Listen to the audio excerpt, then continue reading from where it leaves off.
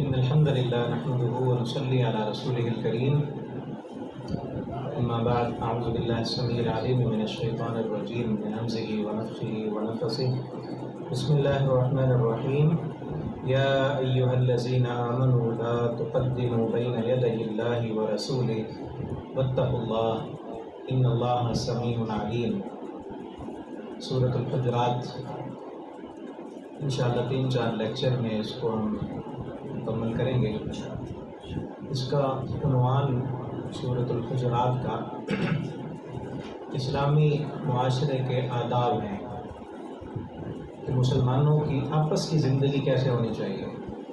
اگر آپس کی زندگی بہتر نہیں ہے تو دوسروں کے ساتھ ہم کبھی بہتر نہیں ہو سکتے. ایک مسلمانوں کا معاشرہ اور مسلمانوں کے آپس کے اندر اخلاق آداب کیسے ہونے چاہیے، یہ باہمی سکون کے لیے بھی بڑا ضروری ہے. ہمارا آج سکون غارت ہے، اس لیے ہم کہتے ہیں نا ہمارے ہمسایوں نے جینا حرام کر دیا، دوستوں نے، رشتہ داروں نے. تو اس صورت پر عمل نہ کرنے کی وجہ سے ہمارے آپس کے حالات بگڑے ہوئے ہیں. ہم عمل نہیں کرتے یا ہمارے رشتہ دار، ہمارے جاننے والے اس صورت پر عمل نہیں کر رہے ہوتے. تو ہم سب نے اس صورت کو توجہ سے پڑھنا ہے، اس کے احکامات کو یاد کرنا ہے اور ان پر عمل کرنے کی کوشش کرنی ہے. ٹھیک ہے. سب سے پہلے کیونکہ آپس کے مسلمانوں کے آپس کے آداب ہیں، تو سب سے پہلے مسلمانوں کے سب سے بڑے قائد، سب سے بڑے لیڈر، رہنما وہ کون ہیں؟ محمد رسول اللہ صلی اللہ علیہ وسلم. ان کا ادب بیان کیا گیا ہے کہ دیکھیں نا، جب سب سے بڑے کا ادب نہ ہو تو چھوٹوں کا ادب پھر کیا ہوگا. جس گھر میں، جس معاشرے میں بڑے کا ادب نہ کریں، جس گھر میں باپ کا ادب نہ ہو تو بھائیوں کا کیا ادب کریں گے. جب مسلمان اپنے بڑے کا ادب نہ کریں تو چھوٹوں کا ادب کبھی نہیں کر سکتے. تو اس لیے سب سے پہلے کن کا ادب بیان کیا گیا؟ محمد رسول اللہ صلی اللہ علیہ وسلم کا. کیا فرمایا؟ یا ایھا الذین آمنو، اے وہ لوگو جو ایمان لائے. پہلا ادب کیا ہے؟ لا تقدموا بین یدی اللہ، نہ تم آگے بڑھو بین یدی اللہ، اللہ کے آگے، ورسولہ، اور اس کے رسول کے آگے. اللہ اور اس کے رسول کے آگے نہیں بڑھنا. واتقوا اللہ، اور اللہ سے ڈر جاؤ. ان اللہ سمیع علیم، بے شک اللہ تعالیٰ سننے والے اور جاننے والے. اللہ اور اس کے رسول سے آگے بڑھنے کا مطلب کیا ہے؟ کہ اللہ رب العالمین کی جب بات آ جائے، اللہ کے قرآن کا حکم آ جائے تو پھر اپنا حکم اس سے آگے نہ کرو. رسول اللہ صلی اللہ علیہ وسلم کا حکم آ جائے تو پھر اپنا حکم آگے نہیں کرنا. رسول اللہ صلی اللہ علیہ وسلم کا طریقہ آ جائے تو پھر اپنا طریقہ اس طریقے کے آگے نہیں کرنا. اگر کرو گے تو پھر کیا ہوگا؟ یہ آگے بڑھ جانا ہے.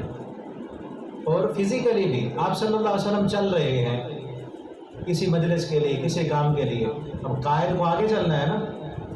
تو کسی صحابی کے لیے یہ جائز نہیں ہے کہ اپنے قدم نبی صلی اللہ علیہ وسلم کے قدموں سے آگے بڑھا کر آگے چلنا شروع کر دے. ہم کہتے ہیں نا باپ کے آگے چلتا ہے. یہ دونوں معنی ہوتے ہیں. ایک یہ کہ فزیکلی جب چل رہے ہوں تو آگے چل جاتا ہے، اور دوسرا یہ کہ جب باپ بات کر رہا ہو تو یہ پہلے بات کرنا شروع کر دیتا ہے. تو یہ کیا ہوتا ہے؟ آگے بڑھنا.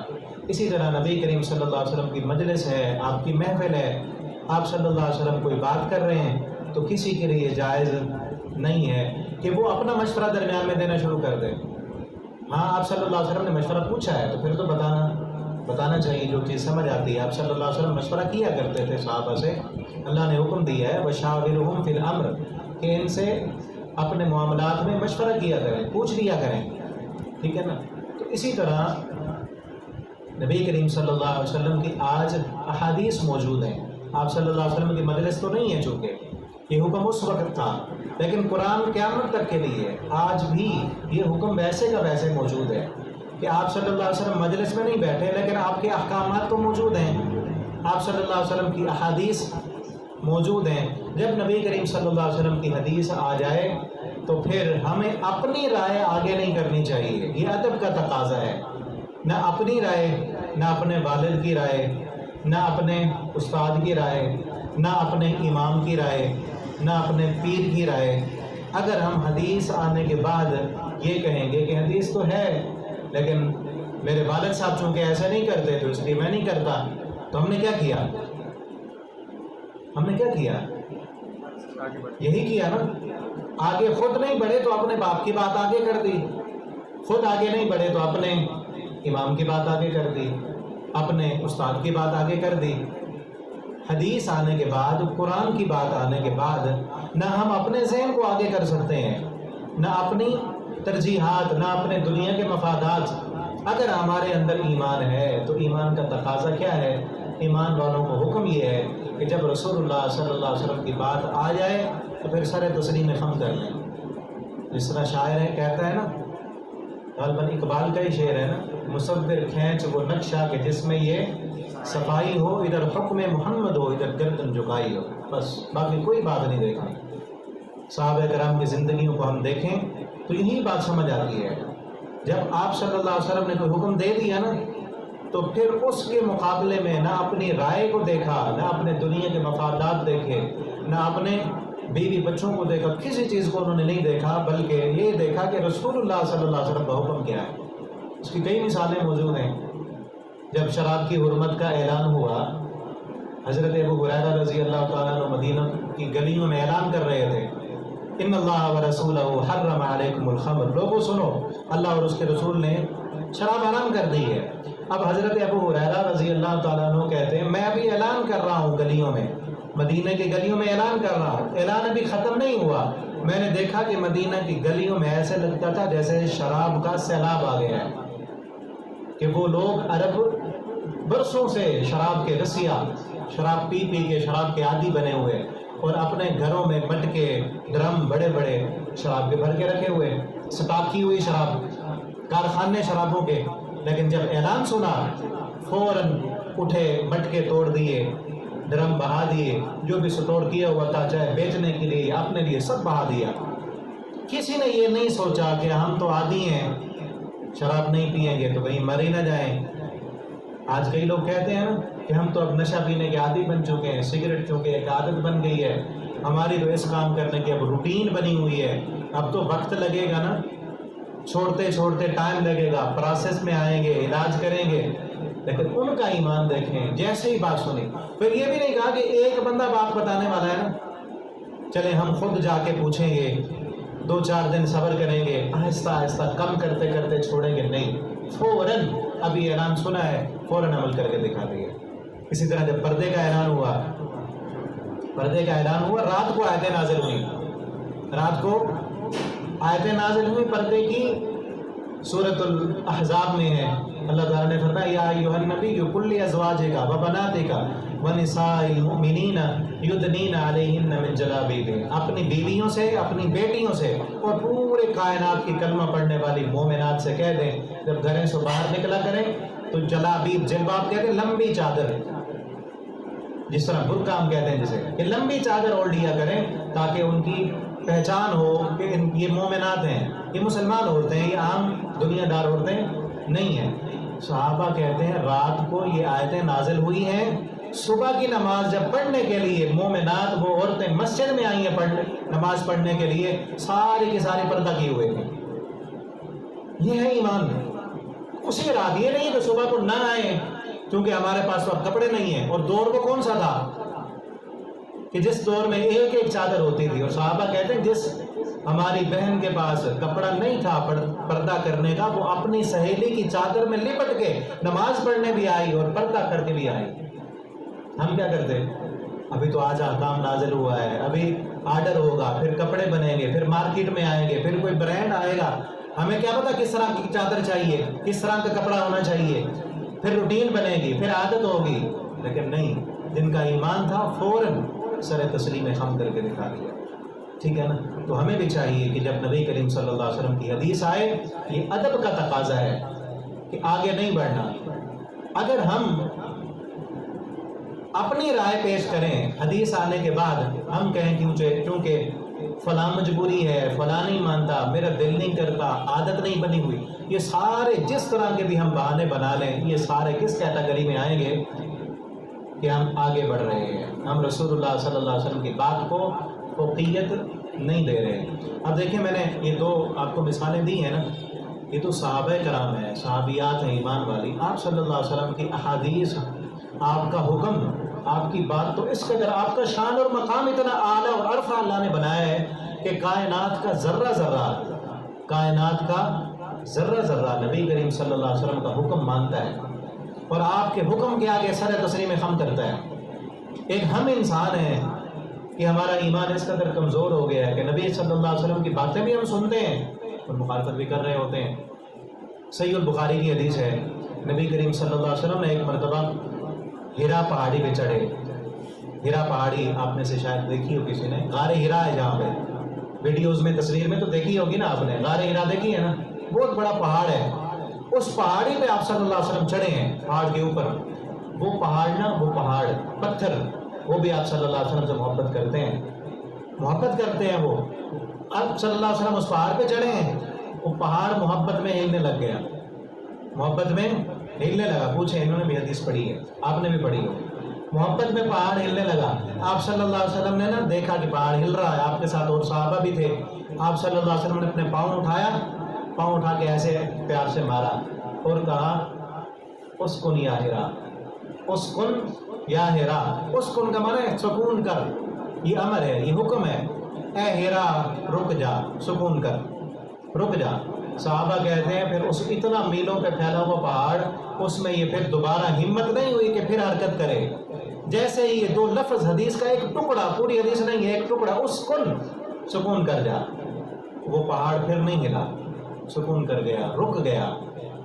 ہے نا، پتھر بھی جانتا ہے، پہچان بھی ہے، پہچانتا ہے نا کہ رسول اللہ صلی اللہ علیہ وسلم ہے اور مجھے حکم دے رہے ہیں اور میرے لیے لازم ہے کہ میں یہ حکم مانوں. یہ آپ کی شان بھی ہے، مقام بھی ہے، اور ہمیں بھی دیکھنا ہے کہ وہ پتھر تو مان گیا، ہم کتنے حکموں کی خلاف ورزی کر رہے ہوتے ہیں. اسی طرح ایک اور پہاڑ،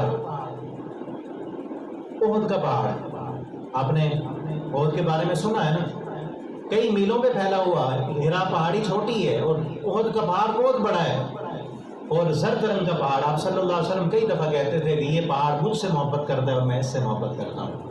آپ صلی اللہ علیہ وسلم نے گارنٹی دی نا، کہا کہ یہ پہاڑ مجھ سے محبت کرتا ہے، اور محبت کی دلیل اس پہاڑ نے دی ہے، ان پتھروں نے دی ہے. ہم بھی دیکھیں، ہم بھی کہتے ہیں کہ محبت تو ہے ہمیں. آپ صلی اللہ علیہ وسلم اس پہاڑ پہ چڑھے ایک دفعہ، آپ کے ساتھ حضرت ابوبکر صدیق رضی اللہ تعالیٰ عنہ، حضرت عمر فاروق، عثمان غنی آپ کے ساتھ ہیں. یہ تین صحابہ رضوان اللہ علیہم اجمعین آپ کے ساتھ، آپ پہاڑ پہ چڑھ گئے، اوپر چڑھے. وہ پہاڑ بھی خوشی میں جھومنے لگا کہ میرے اوپر تو آج نبی صلی اللہ علیہ وسلم آئے.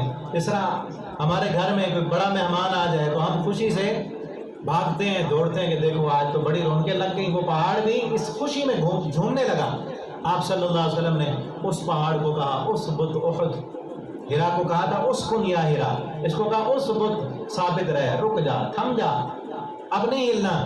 اسبت احد، یہ بھی حدیث کا ایک ٹکڑا ہے، حدیث کا یہ ایک ٹکڑا. احد پہاڑ نے، میلوں پر پھیلا ہوا پہاڑ، اس پہاڑ نے سنا، اس میں دوبارہ جرت نہیں ہوئی کہ دوبارہ ہلے، وہیں پہ تھم گیا، وہیں پہ رک گیا، ٹھہر گیا.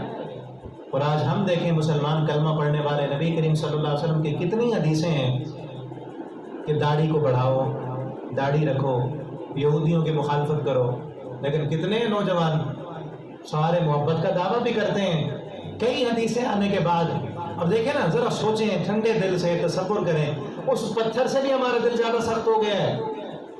نبی کی کتنی حدیثیں سن چکے ہیں ہم، پھر بھی داڑھی نہیں رکھنے کے لیے تیار نہیں ہے.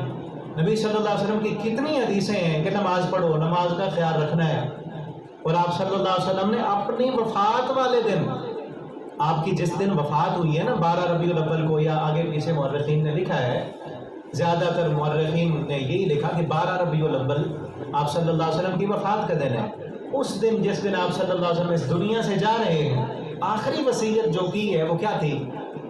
آپ صلی اللہ علیہ وسلم نے 3 مرتبہ فرمایا الصلاۃ الصلاۃ الصلاۃ. او میرے صحابہ، نماز کا خیال رکھنا، نماز کا خیال رکھنا، نماز کا خیال رکھنا. ہم دیکھیں، ہم کہتے ہیں نا ہمارے والد صاحب کی آخری نصیحت تھی، ہمارے دادا کی آخری نصیحت تھی، وہ تم نے اپنے ابا کی آخری نصیحت کا بھی خیال نہیں رکھا. تو ہمیں کوئی کہنے والا نہیں ہے یارو مسلمانوں، کلمہ پڑھنے والوں، تم نے اپنے رسول کی آخری وصیت کا کیا حیا کیا ہے؟ آپ اس دنیا سے جاتے ہوئے آخری وقت یہ کہہ رہے ہیں نماز کا خیال رکھنا، نماز کا خیال رکھنا۔ آج ہم نمازوں کا کیا اشر کر رہے ہیں؟ اسی نبی کا نام لے کر، اسی ربیع الاول کے مہینے میں، اسی دن جس دن آپ صلی اللہ علیہ وسلم یہ کہہ کے جا رہے ہیں کہ نماز کا خیال رکھنا، ہم بازاروں میں گھوم کر جشن کے نام پہ جھنڈیاں تو لگا رہے ہیں، سارے کام کر رہے ہیں، لیکن وہ نماز وہ بازاروں میں ضائع کر رہے ہیں، دکانوں میں ضائع کر رہے ہیں، گھومنے پھرنے میں، کرکٹ کے میدانوں میں نمازیں ضائع کر رہے ہیں، اپنی گپ شپ میں، محفلوں اور مجلسوں میں نمازیں ضائع کر رہے ہیں۔ تو ہم نے نبی کریم صلی اللہ علیہ وسلم کی بات کا خیال تو نہ کیا نا، ٹھیک ہے نا؟ کرکٹ کھیلنا کوئی وہ بری بات نہیں ہے، آپ کھیلنے کو کوئی بھی آپ کام کریں، میچ کھیلیں، اپنی فٹنس کے لیے اچھی صحت ہوگی تو اچھی عبادت کر سکیں گے، لیکن وہ کرکٹ ہمیں نماز چھڑا دے، کوئی بھی گیم آپ کھیل رہے ہیں، گیم کھیلنے میں اتنے مست ہوئے کہ نمازیں ضائع ہو گئی، ختم ہو گئی نمازیں آپ کی، تو کیا فائدہ ہوا؟ تو آپ صلی اللہ علیہ وسلم کی بات کا خیال تو نہ رکھا نا ہم نے۔ تو اسی لیے یہ دو چار مثالیں عرض کرنے کا مقصد یہ ہے کہ لا تقدموا بین یدی اللہ ورسولہ، مسلمان معاشرے کا سب سے پہلا ادب اور سب سے بڑا ادب کیا ہے کہ اپنے رسول صلی اللہ علیہ وسلم کے باادب بن جائیں، اور باادب بندہ وہی ہے جو رسول اللہ صلی اللہ علیہ وسلم کی فرما برداری کرتا ہے۔ بے نماز انسان کبھی رسول اللہ کا باادب نہیں ہے، ٹھیک ہے نا؟ گالیاں دینے والا، جھوٹ بولنے والا، بددیانتی کرنے والا، خیانتیں کرنے والا آپ صلی اللہ علیہ وسلم کا باادب نہیں ہے، کیونکہ وہ سارے کے سارے اس کے کرتوت، اس کے کام رسول اللہ صلی اللہ علیہ وسلم کی سیرت کے خلاف ہیں، اور وہ آگے بڑھ رہا ہے۔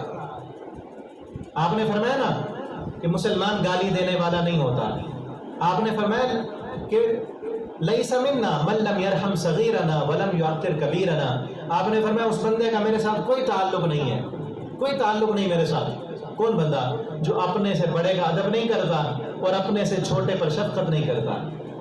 آج ہم دیکھ لیں ہم بڑوں کا کتنا ادب احترام کرتے ہیں، اگر کرتے ہیں تو واقعتاً ہمیں نبی صلی اللہ علیہ وسلم سے محبت ہے اور ہم آپ کے باادب ہیں، ٹھیک ہے نا؟ تو آپ صلی اللہ علیہ وسلم کے ادب کرنے والے بنیں، آگے نہ بڑھیں، نہ اپنی بات کو، نہ اپنے مشورے کو، نہ اپنے ذہن کو، نہ ہی کسی اور کی بات کو نبی کریم صلی اللہ علیہ وسلم کی حدیث سے آگے کریں۔ آگے کیا فرمایا؟ یا ایھا الذین آمنوا، پھر کہا، اور یہ واحد صورت ہے جس میں سب سے زیادہ یا ایھا الذین آمنوا آیا، بار بار پہلی آیت میں بھی یا ایھا الذین آمنوا، پھر بھی یا ایھا الذین آمنوا، آگے بھی آئے گا یا ایھا الذین آمنوا، اے لوگوں جن کا دعویٰ ہے کہ ہم مومن ہیں، جن کا یہ دعویٰ ہے کہ ہم نے اللہ کو مانا ہے، اللہ ہمارا رب ہے، محمد صلی اللہ علیہ وسلم ہمارے رسول ہیں، ان کے لیے یہ حکم ہے، یہ احکام ہے، کیا؟ لا ترفعوا اصواتکم، نہ بلند کرو تم اپنی آوازوں کو، فوق صوت النبی، نبی کی آواز سے اونچا، ولا تجہروا لہ، اور نہ تم بلند کرو اس کے لیے، بالقول، بات کو، کجہر بعضکم، جس طرح تم بلند کرتے ہو، بعضکم، بعض تمہارا، لبعض، بعض کے لیے، جس طرح بعض کو بلانے کے لیے اونچی آواز کر لیتا ہے نا، وہ فلاں ادھر آ میری بات سن، وہ ادھر منہ کر کے جا رہا ہے، بات نہیں سن رہا، تو بلند آواز سے بلا لیتے ہیں، خصوصاً دیہات کے رہنے والے لوگ اس طرح اونچی آواز میں۔ اور اس وقت بھی عرب کے دیہات کی لوگ آیا کرتے تھے آپ صلی اللہ علیہ وسلم کی مجلس میں، بسا اوقات ہوتا کہ مجلس میں بات ہو رہی ہے، آپ صلی اللہ علیہ وسلم بھی بات کر رہے ہیں، وہ بھی بات کر رہے ہیں، اب مجلس میں آپ کی آواز سے ان کی آواز اونچی ہو جاتی، تو اللہ تعالیٰ نے ایک تو یہ منع کیا۔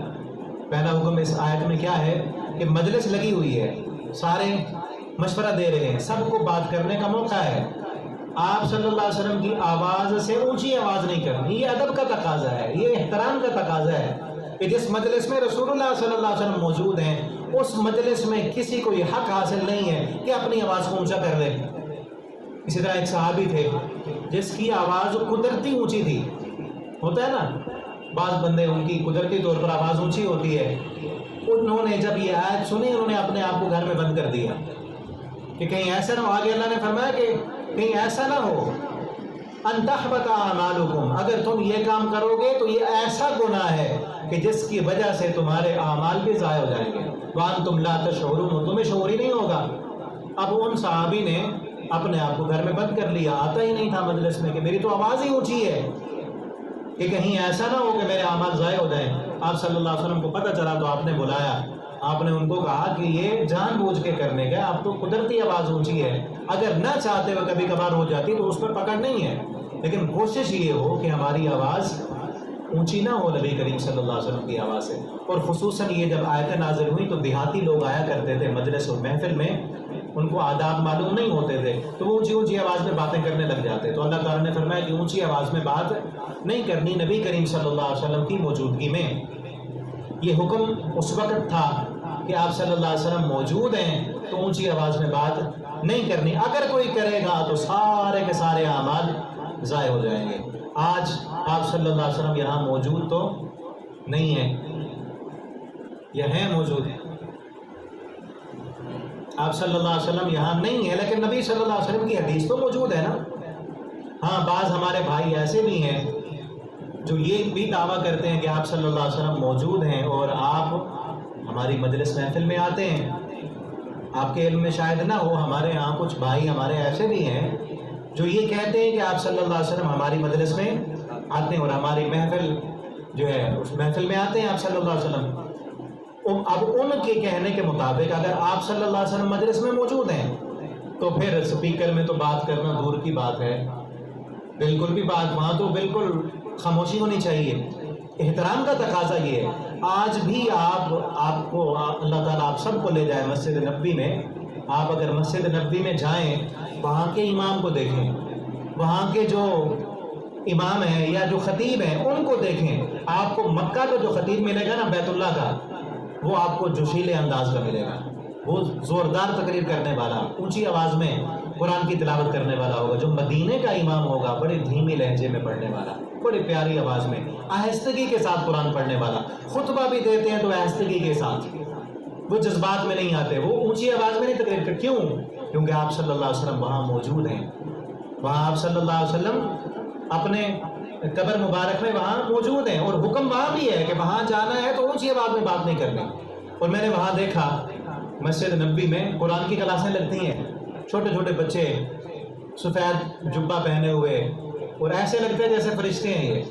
اور اس طرح ہم یہاں بھی دیکھتے ہیں اپنے حفظ کی کلاسیں، سکول کی کلاسیں، کس قدر شور ہوتا ہے کہ نہیں ہوتا؟ بہت شور کرتے ہیں ہم. وہاں میں نے دیکھا ایسے ہیں یہ بچے، استاد نہیں بیٹھا ہوا ہے یہاں پر، پھر بھی اس قدر خاموشی سے بیٹھے ہوئے ہیں نا کہ جیسے یہ فرشتے ہیں آسمان سے اترے ہوئے. کوئی بات ہاں بات کرنی ہے تو کان میں بات کرتے ہیں ایک دوسرے سے، اس قدر خاموشی سے بیٹھے ہوئے ہیں بچے.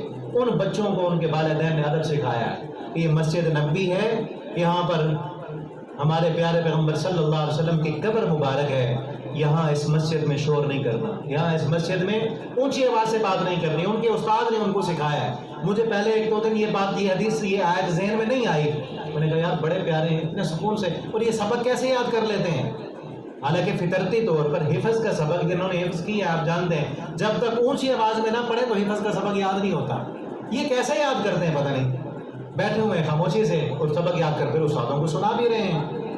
حفظ کی کلاس ہے نا، سنا رہے ہیں، اونچی آواز میں نہیں پڑھ رہے. پھر میرے ذہن میں آئی بات کہ قرآن کی آیت ہے، نبی کریم صلی اللہ علیہ وسلم کی موجودگی میں اونچی آواز سے بات نہیں کرنی، تو اس لیے یہ بچے ان کو ادب سکھایا گیا ہے کہ اونچی آواز میں یہاں پہ آہستہ آہستہ پڑھ رہے ہیں، خاموشی سے پڑھ رہے ہیں اور یاد کر کے سنا رہے ہیں. ٹھیک ہے نا؟ تو یہ ادب ہے.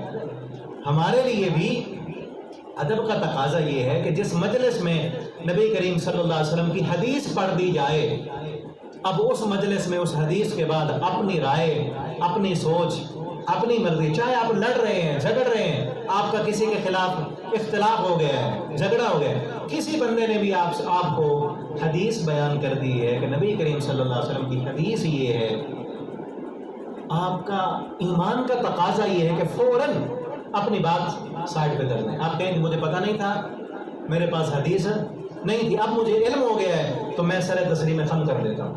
ٹھیک ہے نا؟ اسے چند دن پہلے کوئی جھگڑا تھا دو بندوں کا، لڑائی تھی. وہ کہتا تھا یہ پلاٹ لیتے ہیں نا، تو وہ کہتا ہے میں نے اتنی گلی رکھنی، اتنے فٹ گلی چھوڑنی، دوسرا کہتا تھا اتنے فٹ چھوڑنی ہے. اب مجھے پتہ چلا تو میں نے ایک کو سمجھایا کہ نبی کریم صلی اللہ علیہ وسلم کا فرمان ہے کہ جب تم گھر بناؤ تو غالباً 6 ہاتھ، یہاں تک نا 1 ہاتھ بنتا ہے، تو 6 ہاتھ جگہ چھوڑو، راستہ چھوڑ دو. وہ تقریباً 12 فٹ کی گلی بنتی ہے. تو آپ نے اس دور میں 1400 سال پہلے ہماری گاڑیاں گزرنے کے لیے راستہ آپ نے بتا دیا. جب میں نے حدیث بتائی تو فوراً دوسرے ساتھی جو کھڑے ہوئے تھے کہ میں نے زیادہ گلی اپنے پلاٹ سے نہیں چھوڑنی، فوراً مان گئے. تو یہ ایمان کا تقاضا، کوئی بھی بات ہو، ہمارا معاملہ ہو گیا ہے کسی بھائی کے ساتھ، آپس میں اختلاف ہو گیا، جھگڑا ہو گیا، جب ہمارے سامنے نبی کریم صلی اللہ علیہ وسلم کی حدیث پڑھ دی جائے اور ہمیں معلوم ہو واقعتاً یہ رسول اللہ صلی اللہ علیہ وسلم کا فرمان ہے، ہاں یہ ہو سکتا ہے بعض دفعہ کہ آپ نے تو کہہ دیا کہ یہ نبی صلی اللہ علیہ وسلم کی حدیث، آپ مجھے دکھائیں حدیث کی کس کتاب میں یہ موجود ہے، ٹھیک ہے نا، آپ نے پڑھ لی واقعتاً وہ صحیح حدیث ہے، آپ صلی اللہ علیہ وسلم تک وہ ثابت ہے، تو ماننا ایمان کا حصہ، اگر نہیں مانیں گے تو پھر ہمارے ایمان میں خلل ہے، نہیں مانیں گے تو ایمان میں خلل ہے۔ اگر اس حدیث کے مقابلے میں پھر اپنی رائے کو پیش کریں گے ہم کہ نہیں جی حدیث تو ٹھیک ہے لیکن دراصل میرا اس حدیث پر عمل کریں تو مجھے فلاں نقصان ہو جائے گا، میرا پرافٹ چلا جائے گا، میرے دوست روٹ جائیں گے، فلاں ہو جائے گا، تو پھر آپ نے کیا کیا ہے، اس حدیث کے مقابلے میں اپنی رائے کو اونچا کر دیا نا، اپنی رائے کو اونچا کر دیا۔ یا آپ اپنے باپ کی رائے پیش کریں، اپنے استاد کی رائے، اپنے امام کی رائے اس کو پیش کریں گے تو پھر رسول اللہ صلی اللہ علیہ وسلم کے اس ادب کا تقاضا پورا نہیں ہوا۔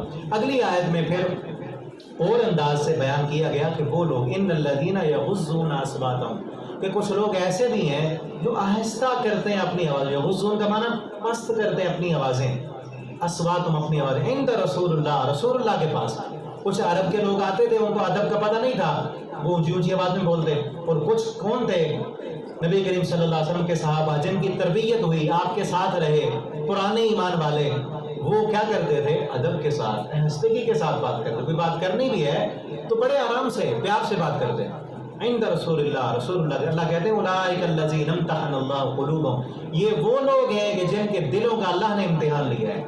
یہ آیت صحابہ کے ایمان اور صحابہ کی شان بیان کرتی ہے۔ اللہ فرماتے ہیں میں نے امتحان لیا، کس کا، امتحان اللہ نے امتحان لیا ان کا۔ ہمارا امتحان، ہمارے دل کا کوئی امتحان لے سکتا ہے؟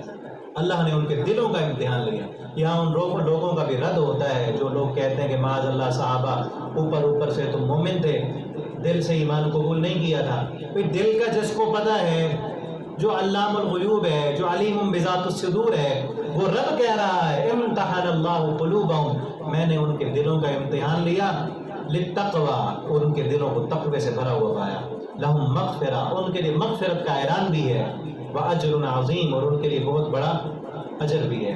تو یہ 3 آیتیں ہو گئی ہماری نبی کریم صلی اللہ علیہ وسلم کے ادب کے متعلق۔ تو ہمیں چاہیے کہ ہم آپ صلی اللہ علیہ وسلم کے ادب کو مربوط رکھتے ہوئے جب بھی آپ صلی اللہ علیہ وسلم کی حدیث آئے، بلکہ یہ مہینہ ربیع الاول کا مہینہ آپ صلی اللہ علیہ وسلم کی سیرت کا مہینہ ہے نا، آپ کی سیرت کے جلسے ہوں گے، اور اصل جلسے جلوس سے بہتر بات کیا ہے کہ ہم اس مہینے میں آپ صلی اللہ علیہ وسلم کی سیرت کو پڑھیں۔ اگر واقعتاً ہمیں نبی کریم صلی اللہ علیہ وسلم سے محبت ہے، ادب اور احترام کرنے کے لیے آپ کی سیرت کو پڑھیں، ٹھیک ہے نا، ہمیں جس سے محبت ہو جائے، دیکھیں نا جس طرح آج کل دور ہے فین فالوئنگ کا، کوئی کسی کا فین ہے، کوئی آپ میں سے بھی ہوں گے، کوئی کس کے فین ہوں گے، کوئی کس کے فین ہوں گے، ہاں اس فین میں بھی آپ اگر حد سے بڑھ جائیں گے، اس کو فالو کرتے ہوئے، اس کے فین بنتے ہوئے، سارا کچھ اس جیسا کر رہے ہیں اور نبی کریم صلی اللہ علیہ وسلم کی خلاف ورزی کر رہے ہیں، آپ کی سیرت کی مخالفت کر رہے ہیں، تو پھر آپ نے جس کو ہیرو بنایا ہوا ہے، آپ نے اس کو بڑا کر دیا، اس کو آگے کر دیا ہے۔ جبکہ مسلمان کون ہوتا ہے کہ جس کے سب سے بڑے ہیرو، سب سے بڑا وہ فین کس کا ہو، محمد رسول اللہ صلی اللہ علیہ وسلم۔ ہم کس کے فین ہیں؟ محمد رسول اللہ صلی اللہ علیہ وسلم کے۔ اور فین جو ہوتا ہے وہ کیا کرتا ہے، ایک ایک لمحہ دیکھتا ہے، یہ اٹھتے کیسے ہیں، یہ بیٹھتے کیسے ہیں، یہ پسند کیا کرتے ہیں، ایسے ہوتا ہے نا۔ جو جس کا فین ہے، جو کسی فلمی ایکٹر کا فین ہے، جو کسی کرکٹر کا فین ہے، وہ کیا کرتا ہے، وہ دیکھتا ہے کہ یہ کپڑے کس طرح کے پہنتا ہے، یہ خوشبو کون سی لگاتا ہے، اس کے بالوں کا سٹائل کون سا ہے، اس نے جوتے کس کمپنی کے پہنے ہوئے ہیں، اور وہی وہ کر رہے ہوتے ہیں۔ اور پھر کمپنیوں والے اپنی ایڈورٹائز کرنے کے لیے کیا کرتے ہیں، انہی مشہور لوگوں سے جا کر ایڈ بنواتے ہیں، ایک موبائل لے کر، ایک خوشبو دے کر اس سے ویڈیو بنوا لیتے ہیں، پھر وہ ایڈ چلاتے ہیں، پھر ان کے جو جتنے بھی فین ہوتے ہیں وہ وہی چیز خریدتے ہیں، کیوں؟ کیونکہ ان سے محبت ہے نا۔ اور ہمیں بھی محبت ہے اگر رسول اللہ صلی اللہ علیہ وسلم سے۔ ہم نے آپ کی سیرت کو کبھی پڑھا ہے، آپ کو کپڑے کون سے پسند تھے؟ ہم میں سے کون بتائے گا کون سا کلر نبی کریم صلی اللہ علیہ وسلم کو پسند تھا؟ سفید کلر۔ سفید کلر آپ کو پسند ہے تو ہمیں چوائس ہونی چاہیے. ٹھیک ہے دوسرے کلر پہننا کوئی منع نہیں ہے, لیکن کبھی ہم کپڑا خریدتے ہوئے کوئی کلر ہمیں پسند نہ آ رہا ہو تو ہم کیا کریں؟ ہم کہیں کہ مجھے کوئی کلر پسند نہیں آ رہا, سفید تو پسند ہے نا مجھے, کوئی اور نہیں آ رہا تو میں سفید لے لیتا ہوں کیونکہ میرے پیغمبر صلی اللہ علیہ وسلم کی پسند ہے. آپ صلی اللہ علیہ وسلم کو پسند تھا دائیں ہاتھ سے کھانا کھانا, تو ہم بھی دائیں ہاتھ سے کھانا کھائیں. آپ مسکرا کے بات کرتے تھے, ہم بھی مسکرا کے بات کریں. جو جو کام آپ صلی اللہ علیہ وسلم کو پسند تھے اس پر بھی ایک لیکچر دیں نا ہم, کہ میرے پیغمبر کو کیا پسند تھا, میرے پیغمبر صلی اللہ علیہ وسلم کو کیا پسند تھا, اور میرے پیغمبر صلی اللہ علیہ وسلم کو کیا ناپسند تھا. کیا آج آپ صلی اللہ علیہ وسلم کی پسند مجھے پسند ہے اور آپ کی ناپسند کہیں میں پسند تو نہیں کر رہا؟ جو چیزیں میرے پیغمبر صلی اللہ علیہ وسلم کو پسند نہیں تھیں وہ مجھے بھی نہیں پسند ہونی چاہیے. آپ صلی اللہ علیہ وسلم کو جھوٹ بولنا پسند نہیں تھا, گالیاں دینا پسند نہیں تھا. آپ صلی اللہ علیہ وسلم کو کسی کے ساتھ جھگڑنا, کسی پر الزام لگانا پسند نہیں تھا. آپ صلی اللہ علیہ وسلم کو رات کو عشاء کی نماز کے بعد دیر تک باتیں کرنا پسند نہیں تھا. جلدی سو جانا پسند تھا, اور صبح کو جلدی اٹھنا آپ صلی اللہ علیہ وسلم کو پسند تھا. ٹھیک ہے نا, تو انشاءاللہ اس پر بھی کوشش کریں گے اسی مہینے میں, بلکہ اگلا لیکچر اگر آپ کہیں تو رکھ لیتے ہیں اسی پر کہ میرے پیغمبر صلی اللہ علیہ وسلم کو کیا پسند تھا. میں محبت ہے نا, ان چیزوں کو تو ضرور دیکھیں نا, حدیث سے ڈھونڈ کر میں آپ کو بتاؤں گا, اور پھر اس کے بعد آپ کی اور میری ہم سب کی ذمہ داری ہے کہ ہم محبت کے تقاضے میں ان چیزوں کو پسند کر لیں, اپنی پسند بنا لیں دل کی خوشی سے. جو چیزیں ہمارے پیغمبر صلی اللہ علیہ وسلم کو پسند تھیں, کیونکہ ہمارے سب سے بڑے ہیرو وہ ہیں, اور ہمیں سب سے محبت, سب سے زیادہ محبت, اپنی جان سے بھی زیادہ محبت نبی کریم صلی اللہ علیہ وسلم سے. انشاءاللہ اگلا لیکچر اسی موضوع پہ ہوگا کہ ہمارے نبی صلی اللہ علیہ وسلم کو کون کون سے کام پسند تھے, کون کون سی چیزیں پسند تھیں, کون کون سی باتیں پسند تھیں, اور کون کون سے کام آپ صلی اللہ علیہ وسلم کو ناپسند تھے, تاکہ ہم اپنی زندگی اسی پسند اور ناپسند کے مطابق بنا لیں, ڈال لیں. اللہ تعالیٰ ہمیں عمل کی توفیق دیں. آخر دعوانا الحمدللہ رب العالمین.